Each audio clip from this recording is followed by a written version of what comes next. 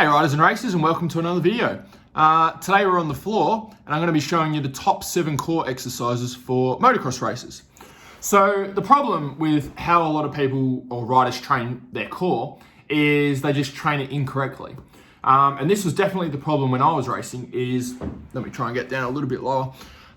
What I would try and do is try and isolate the core. Okay, I try and do lots of core exercises, do like sit-ups, crunches, hollow holds, stuff like that to try and build my core. So I'll show you some of the exercises that I used to use when I was racing. So I've just got a list here. So the first one that I would use is the basic one. You do like a sit-up or a crunch. So you go all the way up. When you try and touch your toes. The other variation of the sit-up that we used to do is touch above your head and then touch in front. Okay. So that was one variation. Another one was planking. So try and do some planks. We'd hold it for a minute or so and try and keep your body nice and straight, and we'd sit there and we'd plank. Another thing we do is leg kicks. So I'll show you another one. So you lay on your, make sure you can see my feet. Go back a little bit more. You lay on your back, push your the bottom of your back to the floor, and then kicks like this, and that would work your core. We do hollow holds. So hollow holds, that could be arms down by your side and arms up, and then just holding like this. We do V-ups. So hands up, and then touching your toes at the top. That was another one. We do crunches, which I showed you at the start. So you can do crunches with small ones, like this, which can also work your core. And then we do hollow rocks. So hollow rocks, arms over the top, and rocking backwards and forwards. Now, the problem with those exercises, as hard as they can be, if you, let me get into a comfortable position. As hard as those exercises can be, okay, as tough as they can be is if you smash out the reps and as sore as you can get from them. The problem is when we're riding on the bike, the muscle groups are never working like that. So you'll notice with all of those exercises I just showed you, and they're the same ones I used to do when I was riding, is what happens is we're just isolating the core. We're just working that muscle. So it's like me doing a bicep curl, okay, and just working my biceps all the time, okay, and just going like this. Now the problem with that, from a general training standpoint, there's nothing wrong with those exercises. But when it comes to training for racing, our body doesn't work like that, okay? So the same way when we're riding the bike, my bicep never works just by itself, okay? My body is never working like this ever on the bike. That's what makes riding so tough. The thing that makes riding really tough is we've got our whole body working together. We've got our core working, we've got our chest working, we've got our upper back working, you've got your arms working, you've got your triceps working, your ass working, hamstrings working, quads working, calves working, your feet working. That's what makes riding so hard, is all the muscle groups are working together. So one of the biggest mistakes I see, and the biggest mistake I made, is that I was trying to train each area of the body separately in the gym and then hoping that it would transfer over to the bike and help me. So how do we train the core so it actually works together with the rest of the body? So I'll put you up here now, and hopefully you can see everything okay. All right, that's gonna have to do for now. So this is my bar, and I've just got a few movements written down here that I'm gonna show you. So the first one is a deadlift, okay? So if I'm doing a deadlift, make sure you can see me okay. We start with the bar on the floor, which is just below where the camera is, and then we stand up, okay? Now when I'm in this position, the weight's trying to pull me forward. So if I don't get into the right position, I just let the weight put me where it wants to go, the weight's just going to pull me over like this. So the thing I have to do is I have to straighten out my back. And for me to keep my back straight, my core has to work very hard to keep it in a straight line. Otherwise what happens is it just flexes over if I let go. So, as we're doing our deadlifts, what I'm doing is I'm training my quads, I'm training my hamstrings, my glutes, my core, my chest, my upper back, my arms, all together in one exercise, in one movement. And the great thing about that is that's exactly how the body moves when we're on the bike. So deadlift, great core exercise. The next one, back squat. So we start with the bar on our back.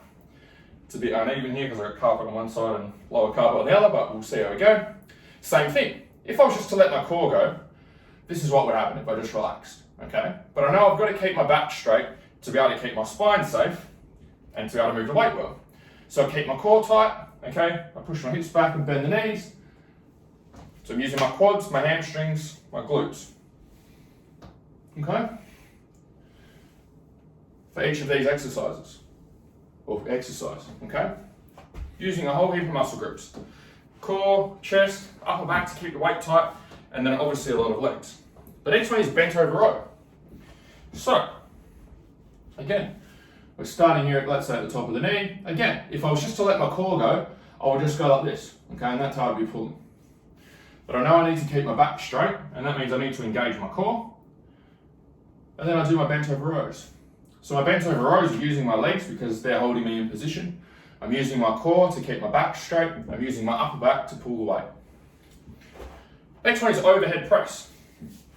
So the overhead press, same thing. I've got to keep my core nice and tight to be able to keep my back straight. So when I'm pushing up overhead, I'll show you here. Okay, hopefully you can see this right on the camera. When I'm pushing up overhead, okay, if I just let go of my core, this is what the movement looks like. Okay? And that's going to hurt my back, and I'm not going to get much from the exercise. If we want to work the core while we're doing the overhead press, we want to make sure we pull our rib cage down and we try and keep our back as straight as we can, and then we push up overhead. Like that. So notice that is much straighter. So when I'm doing that, when I'm pulling my rib cage down, I'm using my abs. Okay, I got my shoulders and my arms working. My legs are still working for this exercise, just not as much because we're working on keeping them, our arse tense together, to keep our hips in the right spot, to keep our back safe. So overhead press, another one that challenges your core. Bench press. I'll bring you guys back on the floor. We'll do what's called deck press because I don't have a bench here in the office. We'll just lay on the floor. So deck press is just like bench press, but just laying on the floor, right? So, again, when we're doing our bench press or deck press, we want our lower back pushed into the floor, okay? So notice when I do that, you can see here, all of this starts to tighten up. When I just let it go, it rounds a little bit more and all this is all soft. So we want to push it into the bench and then we're doing it in a deck press, okay? So we're working our core and keeping our core stiff to keep our back in a straight line. And then we're also doing our pressing at the same time.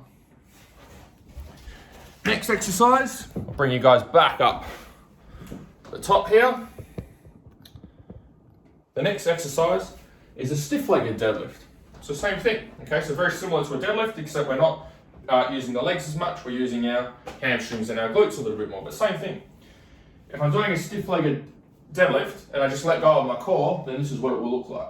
And no, it's not going to use my core and I'm going to hurt my back. I know that I need to keep my back straight, which means I need to engage my core. So if I engage my core, this is what it will look like. Okay. So again, keeping my back straight engages my core and uses the rest of my body like I do when I'm riding the bike. The next one is the front squat, which is a little bit more technical. And it is harder to get into the right position. Definitely with a broomstick, it's harder to get into the right position, but ideally we'd have your elbows up at 90 degrees if you've got the mobility for it. If you don't have mobility for it, then we're probably better off using a different exercise. Keep it up at 90 degrees, and again, if I was just to let go of my core, this is what would happen, okay? Because I know I need to engage my core and keep my back straight, we pull down, we get our elbows up, and then we do our front squat with the weight. Okay, and this is what it should look like. So again, I'm using my quads, I'm using my core, using my back to hold the weight nice and tight, using my hamstrings, using my glutes, using a whole heap of muscle groups. So the whole goal with core strength, okay, is to be able to make sure that we're actually not just training the core on its own. The core strength is important, but it's not important to train the core solo, okay? The reason that core strength is important is it's important to train it as a unit in training because that's how we want it to work on the bike, okay? If you want to get a six pack and you're interested in doing bodybuilding shows, then yeah, isolating the core is probably going to be part of your program. But if you purely want to help improve your performance on the bike, then get rid of all the isolated core stuff, start using core stuff that actually works together with the rest of your body like your body does on the bike. Hopefully you enjoyed this video. If you'd like some help developing strength with the right core training movements and you want to make sure that 2022 is a solid season for you and you'd like to work together, you can apply to work with me by clicking on the link up there or down there. Otherwise, hopefully you guys enjoyed this video and I'll chat to you soon. See ya.